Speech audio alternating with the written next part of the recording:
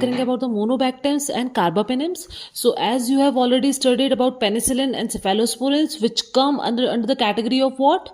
Drugs inhibiting cell wall synthesis, that is beta lactam antibiotic, जो कि 4 type की हैं. कौन कौन सी? Penicillin, cephalosporins, monobacteriums and carbapenems. Penicillin and cephalosporins के video I have already uploaded. Now we are studying about monobacteriums and carbapenems. Okay. सो सबसे पहले हम देखेंगे मोनोबैक्टेरियम्स, जिसमें ड्रग आती है, उसका नाम क्या है? एस्ट्रियोनाम. ठीक है. So it is active against beta lactamase producing gram negative rods including what? Pseudomonas. ठीक है. And it has no activity against gram positive organisms और एनारोब्स. ठीक है. मतलब अगर हम बात करेंगे ऑर्गेनिजम्स की, तो ये ज्यादा एक्टिव किसके लिए हैं? ग्राम नेगेटिव के लिए. जैसे ग्राम पॉजिटिव के लिए पेनिसिलिन 3. ठीक है, सबसे पहले. फिर धीरे धीरे हम जैसे से आते जा रहे हैं कैटेगरी में नीचे की तरफ, तो उसमें क्या हो रहा है? These are most active against gram negative rods. This is administered what? IV, and half life is prolonged in renal failure. ठीक है, क्योंकि इसका रिमूवल किससे होता है? Through kidney.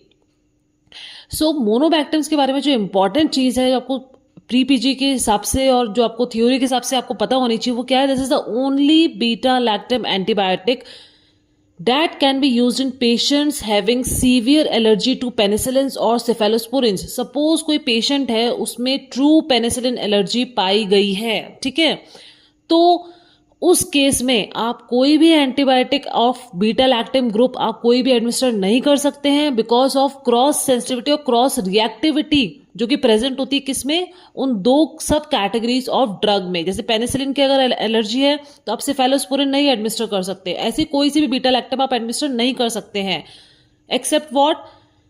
मोनोबैक्टेरियम्स. ठीक है. So this is the only beta lactam antibiotic कि अगर कोई पेशेंट है जिसको ट्रू एलर्जी है, पेनिसिलिन एलर्जी, तो आप उस केस में मोनोबैक्टेरियम एडमिनिस्टर कर सकते हैं. क्यों? क्योंकि this antibiotics had no cross sensitivity और reactivity with other groups. Okay.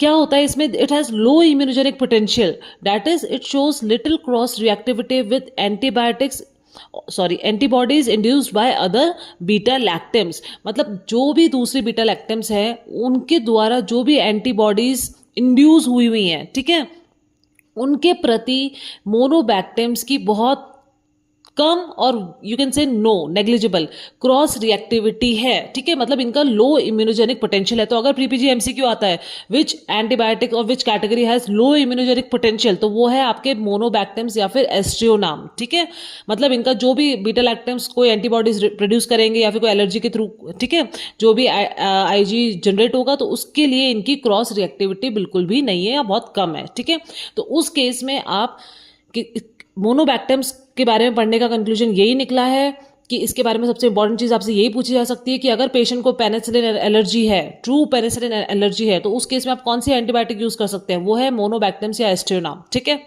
अब हम आते हैं कार्बापेनिम्स पे. ठीक है. See, I will also upload the separate video for beta lactamase and what is extended spectrum beta lactamase. Okay, so till here we will study about only the antibiotics. तो कार्बापेनिम्स group जो है, नेक्स्ट जो last group है beta lactam का, उसमें कौन सी drugs आती हैं? We have imipenem, doripenem, meropenem, ferropenem, ertapenem. ठीक है, इसमें से ferropenem can be given, it is the only antibiotic which can be given what? Orally. ठीक है. अब बात करें इनके स्पेक्ट्रम ऑफ एक्टिविटी की, तो वो क्या है? Wide. They have wide spectrum of activity covering what? Gram positive cocci, gram negative rods as well as anaerobes. ठीक है, स्पेशली सूडोमोनास इन्फेक्शन के लिए दे हैव मेजर एक्टिविटी, जिसमें सबसे ज्यादा एक्टिव है कौन सी? मेरोपेनम. और सबसे लीस्ट एक्टिविटी किसकी है? अर्टापेनम. ठीक है, स्पेशली सूडोमोनास एरिजिनोसा. ठीक है, उसके लिए सबसे ज्यादा एक्टिविटी की बात करें तो किसकी है? मेरोपेनम की. तो मोस्ट एक्टिव M से स्टार्ट है और एंटीबायोटिक भी M से स्टार्ट है. इस तरह से आप याद कर सकते हैं. ठीक है, तो जो बीटा लैक्टमेज रेजिस्टेंट हैं, ठीक है, ये जो एंटीबायोटिक्स है ये क्या होते हैं? बीटा लैक्टमेज रेजिस्टेंट हैं. ठीक है, जो भी बैक्टीरिया है जो बीटा लैक्टमेज एंजाइम प्रोड्यूस कर रहा है, उसके लिए ये एंटीबायोटिक क्या है? रेजिस्टेंट है. That's why this is the drug of choice for what? Enterobacter, Klebsiella and Acinetobacter species. ठीक है, मतलब this I will explain in detail उससे पहले आप हमें ये समझ में आना चाहिए कि this is only beta lactam which are reliably efficacious against ESBL, extended spectrum beta lactam is producing organism and are drug of choice for ESBL producing bacteria. जैसे मोनोबैक्टम्स में था कि this is the only antibiotic which can be used in if patient is having penicillin allergy, this is the only antibiotic which can be used. इसी तरह कार्बामेनेम्स में आपका जो take away point है वो क्या है, सबसे इंपॉर्टेंट पॉइंट जो आपको पता होना चाहिए, जो इसका पंच लाइन जो है वो क्या है कि this is the drug of choice, carbapenems are the drug of choice for ESBL producing bacteria. ठीक है, अब आपको कंफ्यूजन होगा बीटा लैक्टमेस क्या होता है, ESBL क्या होता है, इसका separate video I will upload also. ठीक है, I will explain from the base. So अगर ये बात करें हम इसकी, तो इसमें क्या है, देखो एक कैटेगरी है एंटीरोबैक्टर एंड क्लेप्सिला और एक है एसिनिटोबैक्टर बोमैनी। ठीक है, मैंने बोला कि carbapenems are drug of choice for Enterobacter, Klebsiella and Acinetobacter species. ठीक है, ये हमने मान लिया। तो सबसे पहले हम बात करें अगर एंटीरोबैक्टर की, तो for infections caused by ESBL producing organism. ठीक है, कोई भी बैक्टीरिया है, एक तो बीटा लैक्टमेस प्रोड्यूस कर रहे थे, तो बीटा लैक्टमेस का ही सब टाइप होता है एक्सटेंडेड स्पेक्ट्रम बीटा लैक्टमेस। ठीक है, तो जो भी इन्फेक्शन कॉज हो रहा है किससे, ESBL प्रोड्यूसिंग ऑर्गेनिज्म से। ठीक है, लाइक क्लिप्सिला निमोनिया हो गया, ई कोलाई हो गया, एंटीरोबैक्टर स्पीशीज हो गया, उस केस में आप carbapenems is the first line agent. ठीक है, आप कार्बापेनेम्स को क्या करेंगे, एडमिनिस्टर करेंगे।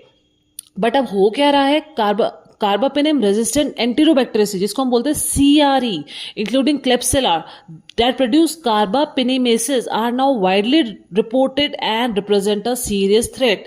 So that's why carbapenems are also no longer effective now. ठीक है, कुछ 5% पॉपुलेशन है जिसमें क्या होता है, रेजिस्टेंट ऑर्गेनिज्म, ये भी हमें पाया गया है। ठीक है, मतलब क्या होता है, जो एक्सटेंडेड स्पेक्ट्रम बीटा लैक्टमेस है, अगर वो अक्वायर कर ले कार्बापेनेमेस, ठीक है, तो क्या होगा, this carbapenems will also be not effective against these organisms. ठीक है, however till yet we know that अगर ESBL प्रोड्यूसिंग ऑर्गेनिज्म है उसके लिए drug of choice first line drug क्या है, कार्बापेनेम्स। ठीक है, फिर मैंने बोला है यहाँ पे तीसरा, मैंने बोला है एसिनिटोबैक्टर स्पीशीज के लिए भी ड्रग ऑफ चॉइस है ये। तो ठीक है, कैसे, carbapenems have some activity against Acinetobacter, but in many parts of the world, carbapenem-resistant Acinetobacter baumannii (CRAB) is highly prevalent. Resistant rates often exceed 80%. ठीक है, तो अब इसके लिए भी, जैसे हमारे पास पहले क्या था कि एंटीरोबैक्टर, क्लिप्सिला और एसिनिटोबैक्टर के लिए हमारे पास एक ड्रग है, वो है कार्बापेनेम्स। ठीक है, बट अब क्या हो रहा है, इसके लिए भी इन्होंने क्या हुआ है, ये बैक्टीरिया रेजिस्टेंट हो गए हैं। क्यों, क्योंकि इन्होंने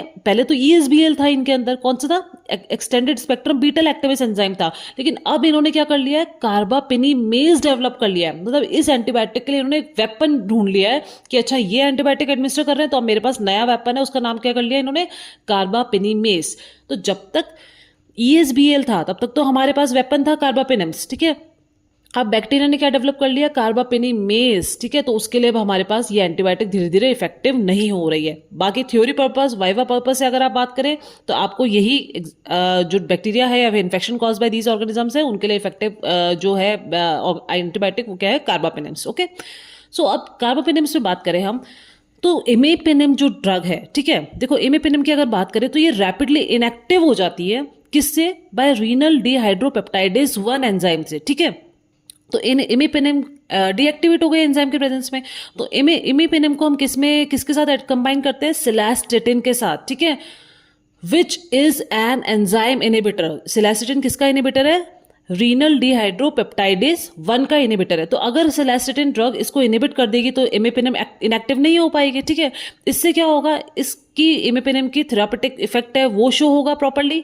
प्लस इसकी हाफ लाइफ बढ़ जाती है, तो ड्यूरेशन ऑफ एक्शन क्या होगा, लॉन्गर हो जाएगा इसका। ठीक है, प्लस जो नेफ्रोटॉक्सिक मेटाबोलाइट फॉर्म हो रहा था, ठीक है, वो भी इनिबिट हो जाता है। ठीक है, there is also inhibition of what, formation of nephrotoxic metabolite. ठीक है, दूसरी बात क्या है, जो मेड ड्रग्स है वो मेटाबोलाइज नहीं होती है बाय RDHP। कौन सी मेड ड्रग्स, मिरोपेनेम, अर्टापेनेम एंड डोरेपेनेम, ये मेटाबोलाइज नहीं होती है बाय द एंजाइम रीनल डिहाइड्रोपेप्टाइडेज। ठीक है, ये आपको ध्यान रखना है, निमोनिक है MED। अब इसके एडवर्स इफेक्ट्स क्या हैं इन ड्रग्स के, सीजर्स, गैस्ट्रोइंटेस्टाइनल डिस्ट्रेस, ठीक है, अर्टापिनिम क्या है? It is long acting. Ertapenem is long acting and but this is inactive against what? Pseudomonas. तो आपको याद रखना है कि मोस्ट एक्टिव तो मीरोपिनिम है और लेस एक्टिव, ठीक है, वो कौन सी है? अर्टापिनिम. सिर्फ यही जो मेन पॉइंट है वो आपको कार्बापेनिम्स में याद करना है. मोनोबैक्टेम्स के अपने पॉइंट है, कार्बापेनिम्स के अपने पॉइंट है. Okay, thank you for watching. Like, share and subscribe.